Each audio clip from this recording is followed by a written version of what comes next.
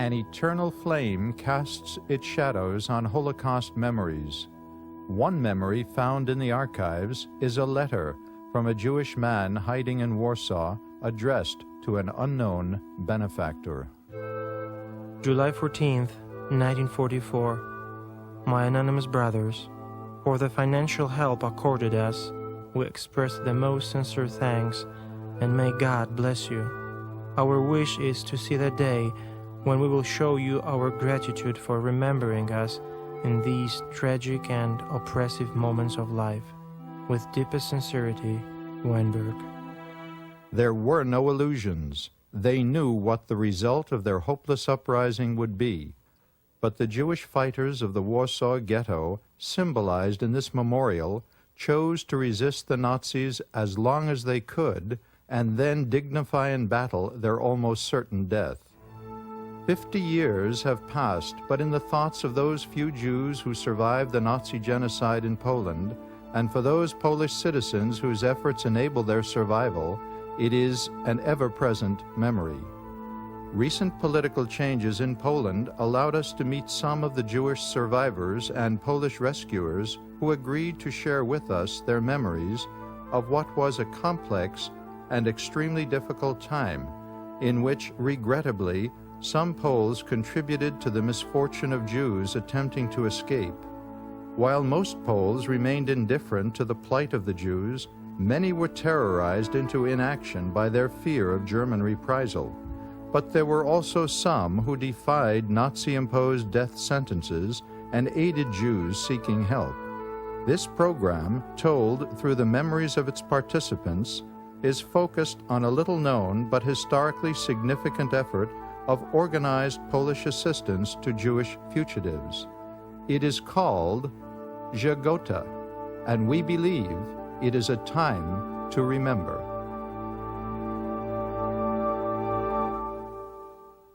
The Umschlagplatz, point of no return from this ghetto exit for over 300,000 Jewish men, women, and children transported to Nazi death camps. Mrs. Maria Kahn wrote in 1943 of the moment and a prophecy.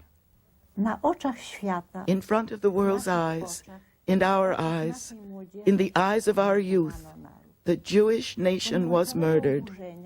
In spite of this tragedy, we are getting used to the thought that one can murder another, that the building of crematoriums for living people is possible. In the minds of children, the idea can start to develop that there are different kinds of nations, superior and inferior, and finally the nation whose murder is allowed without punishment. And this is the most terrible harvest of the murderous Hitler and his victory. Hitler will be gone like a bad dream. He will be put down by the hands of his own people. The world will not be a slaughterhouse anymore. Order and peace will return. But many years later, a child could ask, did they kill a man or a Jew? That is what Polish mothers in their hearts fear most. I'm sorry, I can't go on. Ambassador Władysław Bartoszewski, Zegota organizer. It was in the summer of 1942 when the first horrible massive liquidations of the Warsaw Ghetto began. Over 300,000 people were eventually taken out by the Germans to an unknown destination, which we later learned was the Treblinka death camp. Some people at that time, particularly those who were already involved in helping their Jewish friends, realized that their help was insufficient and that an organized procedure had to be developed. I came into contact with several people older than myself, such as Jan Karski and others, who I met through Zofia Kosek in the fall of 1942. These were people who were older than I. Because of my horrible experiences when I myself was a prisoner in Auschwitz, it seemed proper to me to lend my assistance. So we formed in September 1942 the first Committee for Help to Jews, which after 8 weeks was officially established by the Polish government in exile as the Council for Aid to Jews. I was one of its co-founders, and my responsibility was the actual distribution of money and documents while the older members directed the council's affairs. Mrs. Teresa Prekarova, historian. In the beginning, individual family members and their friends and relatives were trying to help the Jews.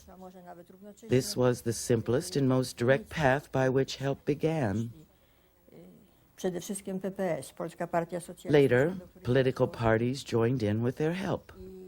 First, it was the Polish Socialist Party, to which many Jews belonged, and then the Polish Communist Party. And they, along with the Democratic Party, all tried to help their Jewish colleagues. That's how the help started.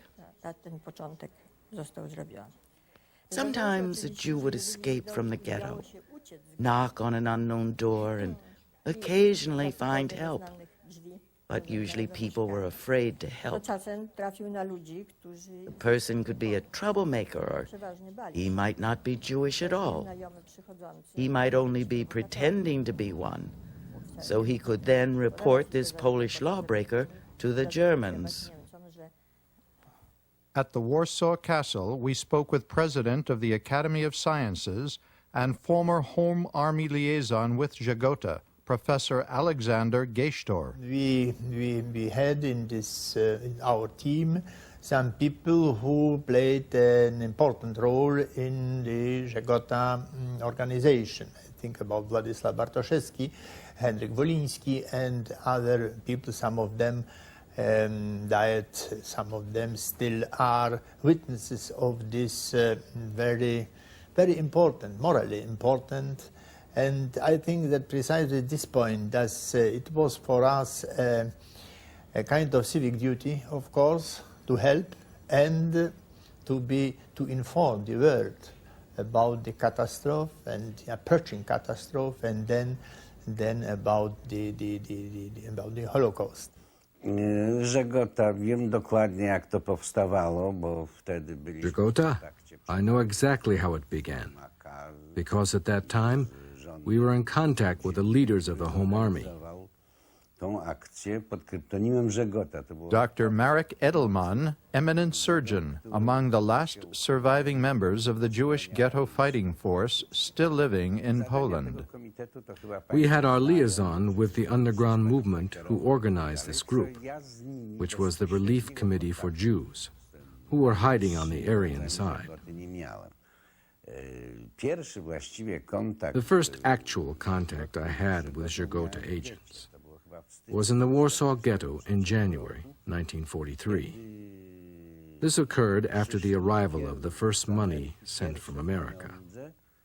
A Home Army parachutist delivered these funds to Poland for distribution by Zegota to various political organizations for them to help their own desperate Jewish members in the ghetto.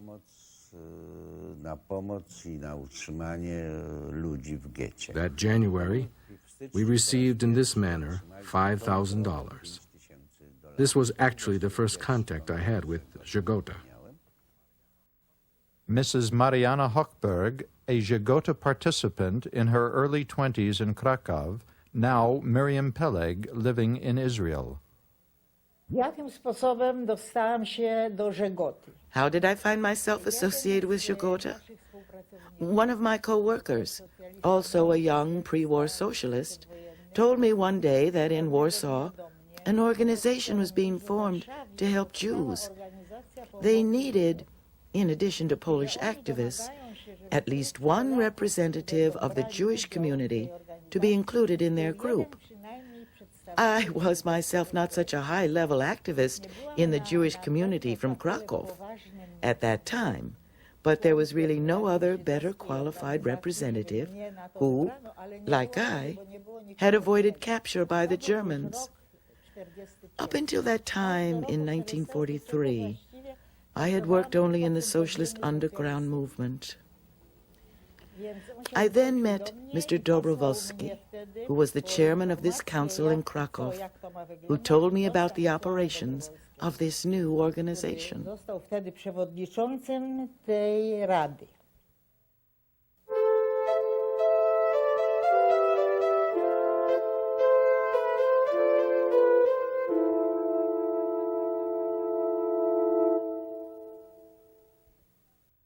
Zegota miała na celu działalność Zegota had as its goals social welfare and charitable activities, not military. It was to take care of civilians. Its primary concern was to obtain and distribute money to Jewish people in need. In general, the people escaping from the ghetto were without money, and their survival depended greatly on their receiving monetary help. The delegate's office in Warsaw received these funds from the London-based Polish government in exile through parachutists, the same way that all other Polish underground organizations received their support. Here in Warsaw, a network was formed which distributed this money. Here I must say that Zegota did not form its own distribution system, which would have been too dangerous and complicated. Rather, they used the network of existing political organizations.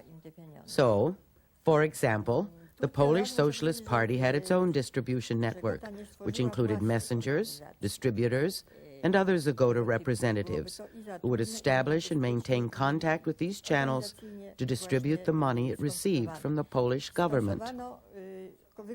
This is one of the reasons why Zegota is so little known.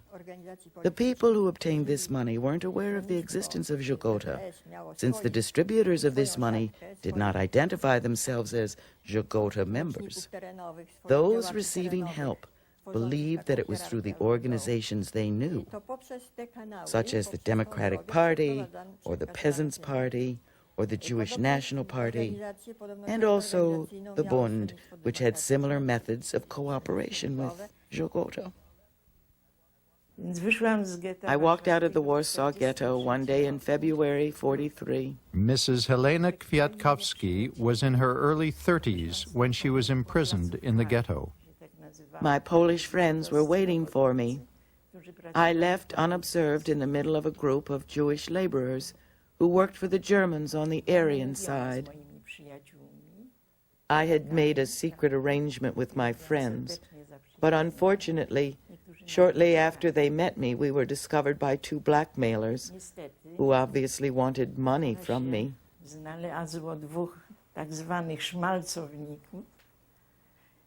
Of course, we did not want to admit to anything, so we continued walking in the direction of my friend's house, where I was to stay temporarily. But they would not leave us.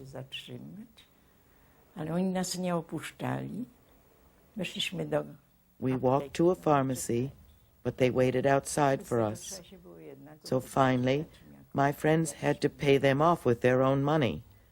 For 2 or 3 days, this I don't exactly remember, I lived with friends, after which I was moved to another apartment which had been prepared for me. All of this time I worked by winding thread onto a spinning wheel. I lived on Ogrodova Street, number 26. There, for the first time, I realized that I had come into contact with the Zegota organization.